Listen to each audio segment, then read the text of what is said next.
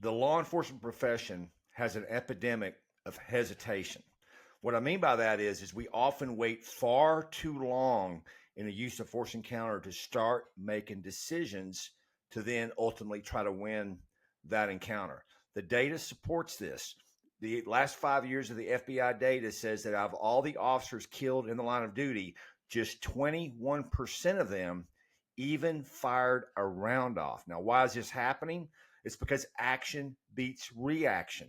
You cannot wait till something is predictable to start making decisions to overcome that action. So what we do in our Seconds for Survival seminar is we give tools and resources to law enforcement to get that time back, to start making decisions much longer before the actual incident or attack occurs. Now, I'm going to show you a video and to explain to you what we do in that seminar. If you haven't been to that seminar, some of the terminology you may not quite understand. We're not going to talk a lot about baselines and anomalies and the environment. It's kind of a whole process that we have to go through. This is a 8-hour minimum class that we do. We actually also do it in 2 days. So it's very detailed, but I think we'll be able to give you enough in this video to give you an idea to help you out the next time you're on shift. And here's what we're talking about. So let me pull this video up. And before I do that, let me make something very, very clear. We're not judging these officers. We're using these videos to learn. They don't have the advantage that I have or you have where you know something's going to happen and you're really watching for it. They're doing this in real time. So let's be cautious about putting too much blame on the officers here, and let's all try to learn from this so we can all be safer in the long run. So here we go. So when we talk about making decisions prior to an incident or prior to an event, we always make decisions ultimately with limited information. So the first thing we want to know is all the information we can get before we actually arrive. And the information here is it's a trespassing call. And so automatically, let's talk about baselines and anomalies real quick. You understand what a normal call of trespassing would be like. You show up, they don't belong there. You tell them to leave, they leave. You write them a ticket, they leave. That's sort of a normal encounter. So what you're looking for is when you get there, does something look abnormal? Is that an anomaly? Is the behavior different? And what we're going to key on in this video specifically, it's only one piece of what we do in our seminar is behavior. We want to make a different decision based on behavior. And we start seeing behavior that's odd or pre-incident indicators or pre-event indicators based on that behavior. We want to start making a different decision than we would normally make. So consider the typical decision is you show up, they comply, you deal with the call, they leave, you go to the next call. That's sort of a normal top call. But as soon as you start seeing behavior that lends itself to a probability that it's not going to end that way, that's when we have to start making a different decision. And we have to back that decision up, get that process going long before the event happens. So here we go. This is a trespassing call. Let's see this play out. All right, Mr. Adams. They want you to be issued a trespass warning, so that means you gotta pay for it, bro. I got you. They already refunded you. I made sure they did that. How they refund me? To your card. So To here my you go. card. How they refund me? Here you go. And where's that? He's printing it out for me right check now. this room up. Check this out for me. I got shit. I'll Listen leave to in a me. minute. Look. You gotta leave. You got stuff. You got. So you're already getting a hint of the behavior we're talking about it. We'll call these pre-incident indicators. Sometimes they're called pre-event indicators, but it's behavior that's outside the normal behavior would expect. Almost everyone acts in similar fashion. So when you start seeing behavior that's different, it doesn't necessarily mean that some sort of attack is going to happen. It just means that you may have to make a different decision or deal with this call differently before it goes down that road.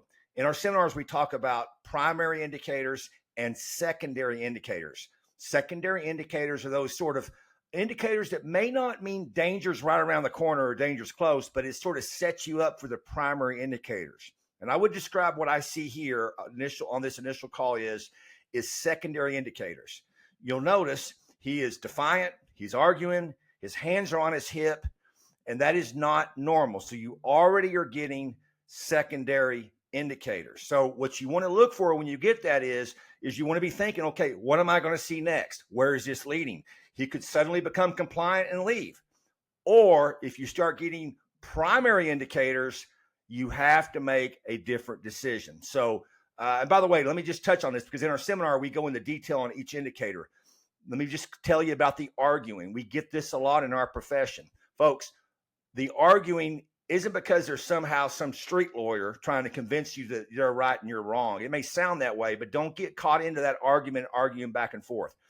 Just like we have a decision to make, they have a decision to make. And oftentimes the arguing is just them trying to buy time to make a decision, because the FBI tells us that in all these deadly encounters, suspects are making what they call a real-time analysis about what they're going to do. Oftentimes they don't know that they're going to fight. They don't know they're going to attack, but they're trying to make that decision in real time. And so the arguing oftentimes is just a method for them to buy time to decide what they're going to do.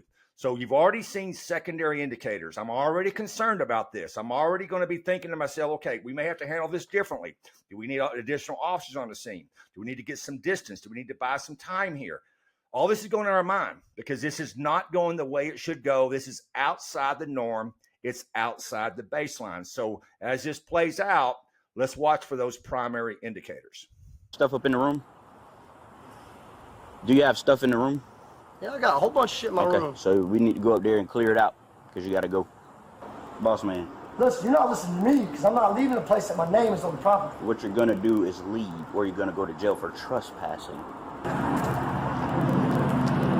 Yeah. You the one doing that shit? Yeah. So what we have at this point is we have a cluster of secondary indicators, and at some point that turns into primary. Someone may argue for a second. They may be non-compliant for a second, but when that continues, it's time to make a different decision. You're going to say, what decision? Well, every situation is different. The different decision I'm talking about in every case is the decision you would normally make in a call like this. Hey, sir, you shouldn't be here, sir. Write him a ticket, get him out. That there needs to be a different decision. So where it may just be one or two officers on the call, maybe you need to call additional officers on the call. Where maybe you're close to them, talking to them, maybe you get distance from them, maybe you get cover from them, maybe you deal with it differently at this point.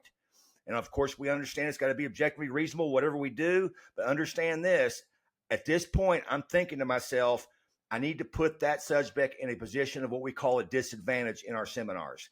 They have the advantage, you don't, because they know what they're going to do and you don't. You have limited information. So the more things we can do to put them in a position of disadvantage, which may mean additional personnel, it may mean distance, it may mean calling a supervisor, it may mean a lot of things depending on the call, but it has to be a different decision than we would normally make. Once again, our final decision, we have to back that up and then work our way forward depending on the behavior that we see. So I've seen a cluster of secondary indicators. Once it hits primary indicators, I'm getting very concerned, probably pretty tactical, time to make a different decision.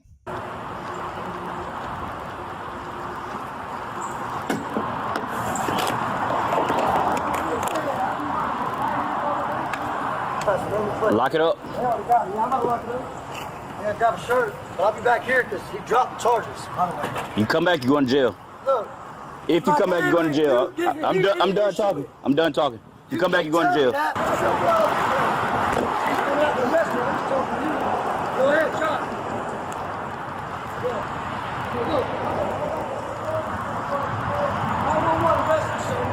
Go ahead, talk to him. Go ahead, put your hands on me, man. Out. Okay, there's a lot that's happened here. First off, let me talk about anger. He's been angry at the officers ever since. Now, anger in general isn't necessarily an indicator, but anger towards you, we would consider a primary indicator. That's something that should really concern you. What is a primary indicator? It means you're closer to that event. Whatever that event could be, you're closer to an event. And so you'll typically see these indicators cluster up very rapidly. The more indicators you get, the more probability that some sort of event or incident can occur, particularly in a violent nature is what we need to be concerned about. So we've now made a different decision. This guy's going to jail, it appears. He's not leaving. They're going to go after him, go to jail. So right now, a different decision is what I'm talking about. Do I go down there by myself? Do I grab additional officers? Do I buy some time here, get a plan together? Because obviously he has not given us any indications whatsoever he's going to be compliant all of a sudden. At this point, it's pretty certain he's never going to be compliant. He's had multiple chances to be compliant. The officers have been pretty friendly, even helping him with his things. So we have to flip that switch at some point and make a different decision about what's going on. Because once a violent attack happens, we're then catching up to that attack. And remember, what we need to do is make a different decision. So when that attack happens, we don't let action beat reaction. We need to be the action. Come up here. I'm on the phone with him. Who are you on the phone with? 911. Who are you on the phone with? Right, grab me, bro. Hey, Bust man. your fucking ass, man. Come on over here. Go ahead, follow me. Now, this is big. He approaches the officer. He's in the officer's train tracks, is what we say in the seminar.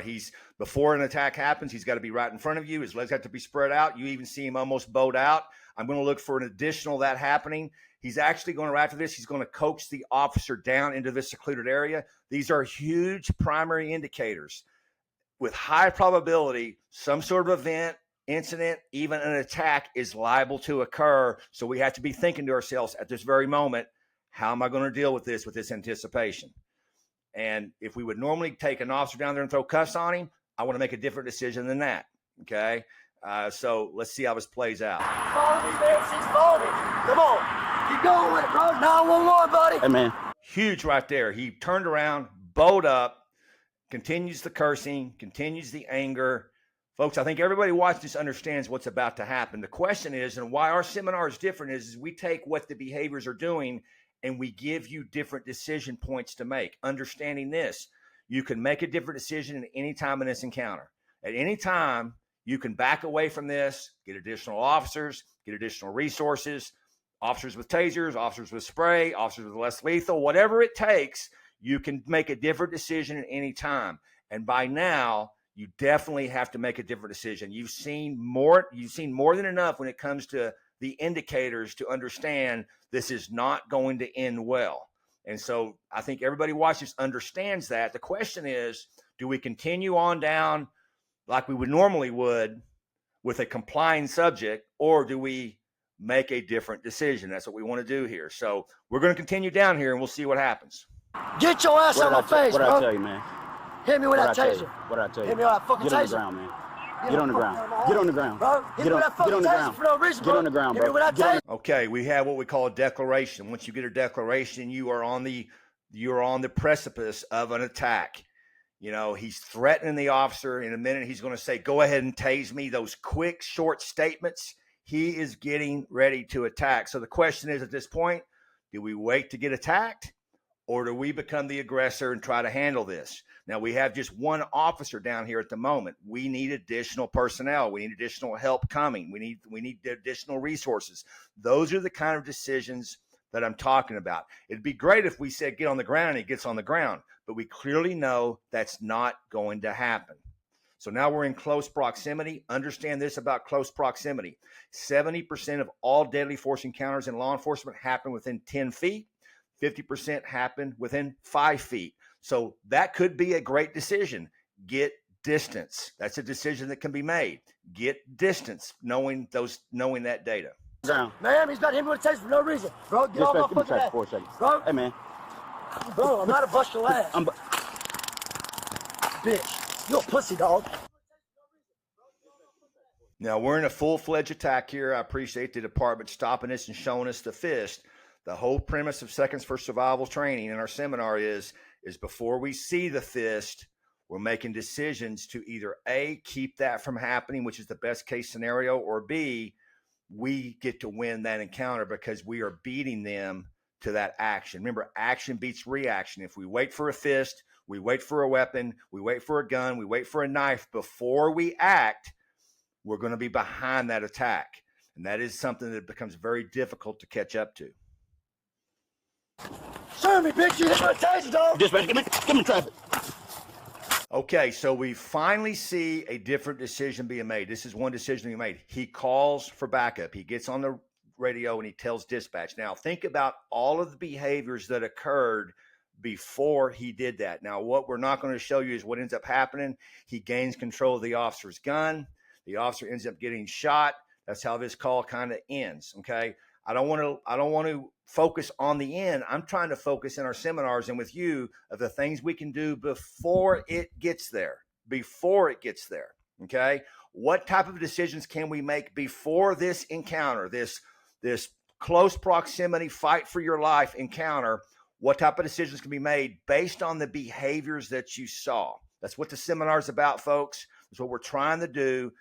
We must do more in this area. You'd be amazed at how many officers have never heard of this premise before, and action reaction studies have been around for over 100 years. We have a bunch of data that we talk about. If you're interested more in this, hit the website up. If you've been to our seminars, we're going to launch our online portal where we break these videos down for you so we can continue that training for you. Thanks for watching, and just remember, lead on and stay courageous.